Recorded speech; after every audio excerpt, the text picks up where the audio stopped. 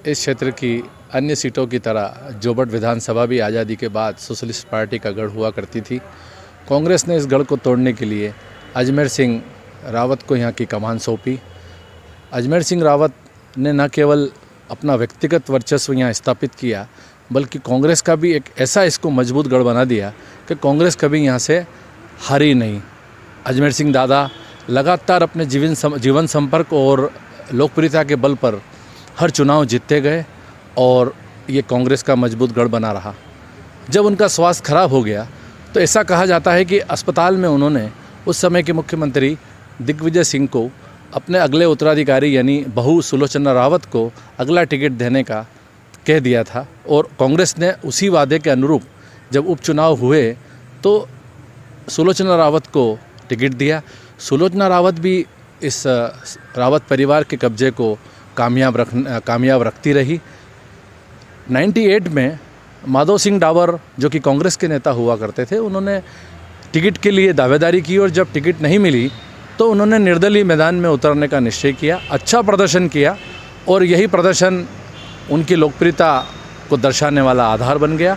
2003 में जब आदिवासी सीटों पर भाजपा ने कब्जा जमाने के लिए रणनीति बनाई तो जोबट से उन्होंने माधव सिंह डाबर को अपनी पाले में लेते हुए चुनाव लड़वा दिया।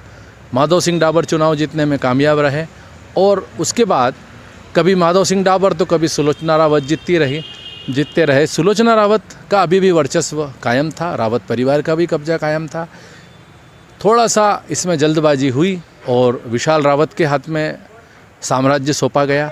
उस समय उम्र कम होने की वजह से और भी बहुत से जो कांग्रेस के जो भीतरघात थे उसकी वजह से विशाल रावत उसको ज़्यादा समय रिटेन नहीं कर पाए।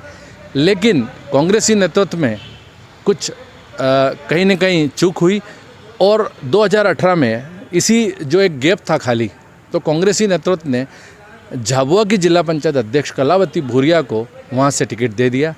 कलावती भूरिया अपनी दबंगता और मेहनत के बल पर किसी तरह से उस चुनाव को 1700 वोट से जीत गए। रावत परिवार के साम्राज्य को कायम करने के लिए विशाल रावत निर्दलीय खड़े हुए और अच्छा खासा उन्होंने जन समर्थन प्राप्त किया। उस चुनाव के काफ़ी अलग समीकरण रहे, लेकिन चूँकि कलावती भूरिया उस चुनाव को जीतने में कामयाब रही थी और उसके बाद उन्होंने इस तरह से इस क्षेत्र को वापस मजबूत किया कि लगा कि कहीं न कहीं ये अजमेर सिंह रावत वाली लाइन पे कलावती भूरिया जा रही है। दुर्भाग्य से कोरोना के चलते उनका निधन हो गया और अब उपचुनाव हो रहे हैं। इस उपचुनाव में पार्टियों ने जो प्रत्याशी खड़े किए हैं, सबसे पहले कांग्रेस की बात करें। कांग्रेस ने जो महेश पटेल को टिकट दिया है वो सीधे तौर पर ये संकेत देता है कि कांग्रेस मान रही है कि उपचुनाव सीधे सत्ता से लड़ाई है, शिवराज सिंह सरकार से लड़ाई है। ऐसे में उन्हें एक मजबूत चेहरा जिसके पास संसाधन हो और सब कुछ दल बल सारा हो, तो ऐसे में उन्हें महेश पटेल उपयुक्त लगे। जहाँ तक भाजपा की बात है तो भाजपा उसके तमाम नेतृत्व तैयार होने के बाद, आदिवासी नेतृत्व की एक बड़ी टीम होने के बाद भी भाजपा ये मानती है कि आज भी उसे कांग्रेस से जो है कहीं न कहीं पिछड़ना पड़ रहा है।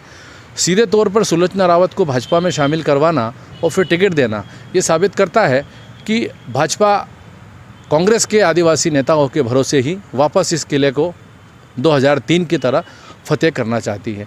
सुलोचना रावत को टिकट देना उसी कदम का एक हिस्सा है। अब बात करें हम चुनाव परिणाम की। चुनाव परिणाम देखिए, बड़ा अच्छा मुकाबला है, पटेल वर्सेस रावत परिवार। दोनों के अपने अपने फ़ायदे नुकसान हैं।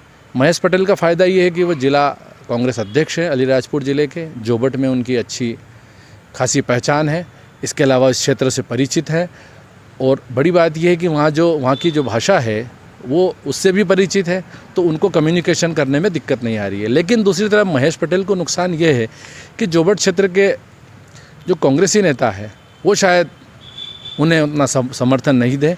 दूसरा, सत्ता से लड़ाई है, तो सत्ता से लड़ाई और उपचुनाव जीतना इतना आसान नहीं होता है। उसके बाद सुलोचना का देखें फ़ायदा नुकसान, तो सुलोचना रावत के साथ सबसे बड़ा फ़ायदा ये है कि उनके साथ पूरी सरकार है। मतदाताओं में ये संदेश सीधे तौर पर है कि यदि हम बीजेपी को जिताते हैं तो हमको विकास कार्यों का लाभ मिलेगा, कहीं न कहीं लाभ होंगे। लेकिन भाजपा में कुछ दिनों पहले शामिल होने वाली सुलोचना रावत को सबोर्डेज का सामना भी करना पड़ सकता है, क्योंकि उनका चुनाव जितना सीधे तौर पर यह संकेत रहेगा कि भाजपा का अब एक नया नेतृत्व अलीराजपुर ज़िले में सुलोचना रावत के रूप में खड़ा हो चुका है।